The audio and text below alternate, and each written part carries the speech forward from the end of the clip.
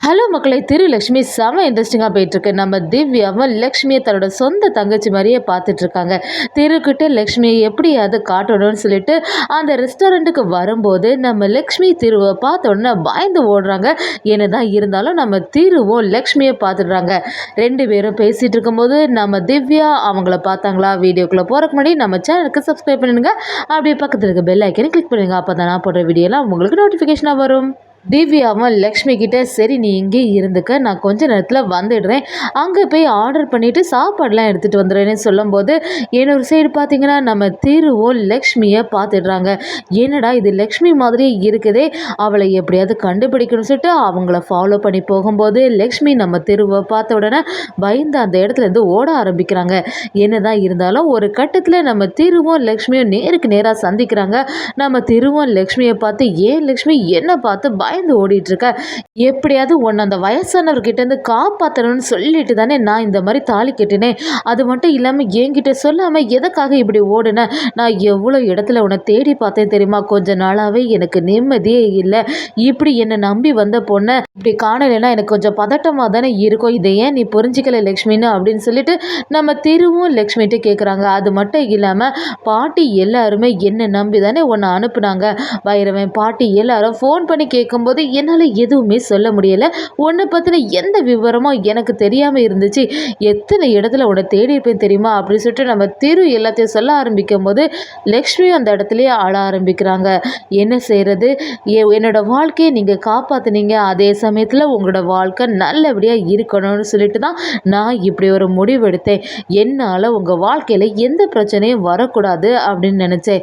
ஏற்கனவே உங்கள் வாழ்க்கையில் ஒரு பொண்ணு இருக்கான்னு தெரிஞ்சுட்டு அந்த ஹோட்டலில் இருக்கும்போதே அதனால தான் உங்களை விட்டு பிரியணும்னு சொல்லிட்டு நான் ஒரு முடிவு எடுத்தேன் அப்படின்னு சொல்லிட்டு நம்ம லக்ஷ்மி அந்த இடத்துல சொல்லும்போது திருவும் அப்போ நான் ஃபோனில் பேசினது எல்லாத்தையுமே கேட்டுட்டியா, உனக்கு எல்லா விஷயமும் தெரியுமா அப்படின்னு கேட்க ஆரம்பிக்கும் போது நம்ம லக்ஷ்மியும் ஆமாம் எனக்கு எல்லாமே தெரியும், அதுக்காக தான் நான் உங்களை விட்டு விலையே நிற்கிறேன்னு சொல்லிடுறாங்க. அதே சமயத்தில் திவ்யாவும் என்னடா லக்ஷ்மி நம்ம இங்கே தானே வெயிட் பண்ண சொன்னோம், அவளை காணலையே அப்படின்னு சொல்லிட்டு தேட ஆரம்பிக்கிறாங்க. திருவும் இன்னும் வந்த மாதிரி இல்லையேன்னு சொல்லி திவ்யா குழம்பி போய் நின்று அப்படியே அங்கே உள்ள வெயிட்டு கேட்க ஆரம்பிக்கிறாங்க. இங்கே ஒரு பொண்ணு இருந்தாலே என் கூட தான் வந்திருந்தா, அவளை எங்கேயாவது பார்த்தீங்களா அப்படின்னு விசாரிக்கும் போது அந்த சைடை தான் போனாங்க அப்படின்னு சொல்ல ஆரம்பிக்கிறாங்க. அதை கேட்ட திவ்யாவும் சரி நம்ம லக்ஷ்மியை எப்படியாவது கண்டுபிடிக்கலாம்னு சொல்லிட்டு அவளை தேடுறதுக்கான எல்லா வேலைகளையும் ஈடுபடுறாங்க. அது இன்னொரு பக்கம் பார்த்தீங்கன்னா நம்ம திருவும் லக்ஷ்மிகிட்ட பேசிகிட்டு இருக்காங்க.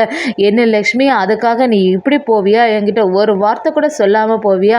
நான் ஒவ்வொரு நியூஸ் எல்லாம் கேட்கும்போது எவ்வளோ பதட்டம் ஆனேன்னு எனக்கு மட்டும் தான் தெரியும். என் வாழ்க்கையில் இப்படியெல்லாம் நடக்கும்னு நான் கொஞ்சம் கூட எதிர்பார்க்கவே இல்லை. அதுக்காக மறுபடியும் நீ என்னை விட்டு பிரிஞ்சு போகணும்னு யோசிக்காத. உனக்கு ஏதாவது பிரச்சனை ஆயிடுச்சுன்னா வீட்டில் உள்ளவங்க எல்லாருமே என்ன தானே கேட்க ஆரம்பிப்பாங்க. பாட்டி எல்லாரும் என் மேலே நம்பிக்கை வச்சு தான் உன்னை அனுப்புனாங்க. பேசாமல் உன்னையே நான் ஊரில் கொண்டு விடவா அப்படிங்கிற மாதிரி நம்ம திருவும் பேச ஆரம்பிக்கிறாங்க. அந்த சமயத்தில் கரெக்டாக நம்ம திவ்யாவும் என்ன அதில் நிற்கிறது திரு மாதிரி இருக்கேன்னு சொல்லிட்டு யோசித்து அந்த இடத்துக்கு வர போகிறாங்க. நம்ம திருவை பார்த்தோன்னே திவ்யாவும் திரு என்னாச்சு இங்கே நின்றுட்டுருக்கா அப்படின்னு கேட்கும்போது நம்ம திருவும் திவ்யா கிட்டே பேச ஆரம்பிக்கிறாங்க. ஆனால் நம்ம லக்ஷ்மிக்கு அது திவ்யான்னு தெரிய மாட்டேங்குது. சைடில் ஏதோ ஒன்று மறைச்சிட்ருக்கு. அந்த சமயம் பார்த்து கரெக்டாக நம்ம லக்ஷ்மியும் இந்த சான்ஸ் யூஸ் பண்ணி லக்ஷ்மி அந்த இடத்துலேருந்து எஸ்கேப் ஆகிட்டாங்க. அதே சமயத்தில் நம்ம திவ்யாவும் திருவை பார்த்து இவ்வளோ நேரம் உனக்காக தான் வெயிட் பண்ணிட்டு இருக்கோம் அப்படின்னு பேசிட்டு இருக்கும்போது நம்ம திருவும் அப்படி பின்னாடி பார்க்குறாங்க. லக்ஷ்மியை காணலை. திவ்யாவும் நம்ம திருக்கிட்ட என்ன இவ்வளோ டென்ஷனாக இருக்க மாதிரி இருக்கு, யாரையும் எதிர்பார்த்துட்டு இருக்க மாதிரி இருக்கு, என்னாச்சு அப்படின்னு விசாரிக்கவும் நம்ம திருவும் ஒன்றும் இல்லை வா கிளம்பலான்னு சொல்லிட்டு அந்த இடத்துலேருந்து கிளம்புறாங்க. நம்ம திவ்யாவும் திருக்கிட்ட மகா இங்கே தான் பக்கத்துலேயே இருந்துட்டு இருந்தா, எங்கே போனான்னு தெரிய மாட்டேங்குது, எல்லா இடத்துலையும் தேடி பார்க்க ஆரம்பிச்சிட்டேன், ஆனால் அவளை எங்கேயுமே காணல, அவளும் ஊருக்கு புதுசு, இந்த இடமும் புதுசு, அவள் எப்படி வருவான்னு புரிய மாட்டேங்குன்னு சொல்லிட்டு நம்ம திவ்யாவும் திருக்கிட்ட புலம்பும் போது சரி வா நம்ம வேணும்னா அவங்கள தேடி பார்க்கலாம் அப்படின்னு சொல்ல ஆரம்பிக்கிறாங்க. நம்ம திவ்யாவும் சரி அப்படின்னு சொல்லிட்டு தேட ஆரம்பிக்கும் போது நம்ம திருவுக்கு இம்பார்ட்டன்ட் கால் ஒன்று வருது. நம்ம திவ்யா கிட்ட எனக்கு ஒரு ஃபோன் கால் வந்துடுது, இப்போ அர்ஜென்ட்டாக எனக்கு கிளம்பணும், இன்னொரு நாள் மகாவை மீட் பண்ணிக்கலாம்னு சொல்லிட்டு நம்ம திருவும் திவ்யா கிட்ட சொல்லும்போது திவ்யாவும் சரி கொஞ்ச நேரம் வெயிட் பண்ணிப்பாரு, மகா இங்கே தான் இருப்பான்னு சொல்கிறாங்க. என்ன என்னதான் இருந்தாலும் நம்ம திரு ஏதோ அவசரமாக கிளம்பி போயிடுறாங்க. நம்ம திவ்யாவும் சரி இன்னொரு நாள் பார்த்துக்கலான்னு விடுறாங்க. அதே சமயத்தில் நம்ம திரு கிளம்புன உடனே லக்ஷ்மி அந்த இடத்துல வராங்க. லக்ஷ்மியை பார்த்த உடனே நம்ம திவ்யாவும் என்ன மகா இவ்வளோ நேரமாட்டி எங்கே போயிருந்த? ஒன்று தான் நான் தேடிட்டே இருந்தேன். இப்போ தான் திரு இந்த இடத்துலேருந்து கிளம்புனாங்க தெரியுமா அப்படின்னு சொல்கிறாங்க. மகாவும் ஏதோ சொல்லி சமாளிக்க போகிறாங்க. இல்லைக்கா நான் இங்கே சுற்றி பார்த்துட்டு இருந்தேன். அதுக்கப்புறமா உங்களை தேடுதலே கொஞ்சம் நேரம் ஆயிட்டு அவங்க இப்போ தான் வந்துட்டு போனாங்களா? சரி இன்னொரு நாள் பார்த்துக்கலாம்க்கா. எப்படியாவது உங்களை கெட்டிக்க போகிறவங்கள பார்க்கலான்னு சொல்லிட்டு எதிர்பார்ப்போட இருந்தேன். நம்ம திவ்யாவை எத்தனை வாட்டி தான் முயற்சி பண்ணாலும் உன்னையும் அவங்கள சந்திக்க வைக்க முடிய மாட்டேங்குது அப்படின்னு சொல்லிட்டு யோசிக்க ஆரம்பிக்கிறாங்க. நம்ம திருவும் லக்ஷ்மி இங்கே தான் இருப்பான்னு சொல்லிட்டு எல்லா இடத்துலையும் தேடி பார்க்க ஆரம்பிக்கிறாங்க. ஆனால் லக்ஷ்மியை கண்டுபிடிச்ச மாதிரியே இல்லை. திரு யோசிக்கிறாங்க என்ன நடந்தது, எதற்காக இந்த லக்ஷ்மி இப்படி பண்ணான்னு புரிய மாட்டேங்குது. அவன் நம்ம வாழ்க்கை நல்லபடியாக இருக்கும்னு சொல்லிட்டு இப்படி ஒரு முடிவு எடுப்பான்னு கொஞ்சம் கூட எதிர்பார்க்கல. எவ்வளோ நல்லவளா இருக்கா அப்படி சொல்லி நம்ம திருவும் மனசில் யோசிக்கிறாங்க. ஆனால் அவங்க பாட்டி எல்லாருமே என்ன நம்பி அனுப்புனாங்க. அப்படி இருக்கும்போது அவளை ஊர் பேர் தெரியாத இடத்துல வேற தனியாக விட்டுருக்கனேன்னு சொல்லிட்டு நம்ம திருவுக்கு ஒரு குற்ற உணர்ச்சியாகவே இருக்குது. வீட்டுக்கு வந்த உடனே காஞ்சனாவும் நம்ம திவ்யாவை திட்ட ஆரம்பிக்கிறாங்க. என்ன திவ்யா நீ பண்ணிட்டு வர? நீ வெளியில் போனேன்னா எதற்காக இந்த மகாவையும் கூட்டிகிட்டு போகிற? இந்த மாதிரி ஒரு செயலை செய்யவே செய்யாதுன்னு நம்ம திவ்யாவை திட்டும்போது திவ்யாவும் காஞ்சனாவுக்கு எதிராகவே இருக்காங்க. என்னம்மா பேசுகிறீங்க? அவள் தான் தனியாக இருக்கா. எத்தனை நேரம் தான் வீட்டுக்குள்ளே இருக்க முடியும்? அவளும் இந்த உலகத்தை பற்றி தெரிஞ்சு காட்டாமா? இந்த மாதிரிலாம் சொல்லாதுங்கம்மா அப்படின்னு சொல்லிட்டு திவ்யா காஞ்சனாவை எதிர்த்து பேசிட்டு போகிறாங்க. அதே சமயத்தில் காஞ்சனாவும் என்னைக்கு இந்த மகா வீட்டுக்குள்ளே வந்தாலோ அன்னையிலிருந்து எனக்கும் திவ்யாவுக்கும் பெரும் பிரச்சனை திரும்பி திரும்பி வந்துட்டே இருக்கு.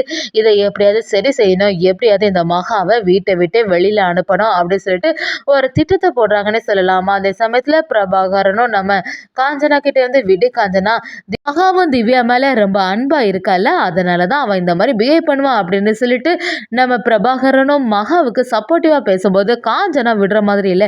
நீங்கள் வேற புரியாமல் பேசாதுங்க, அவனால் திவ்யாவோட வாழ்க்கையில் ஏதாவது பிரச்சனை வந்துடுமோன்னு எனக்கு பயமாகவே இருக்குன்னு சொல்லிடுறாங்க.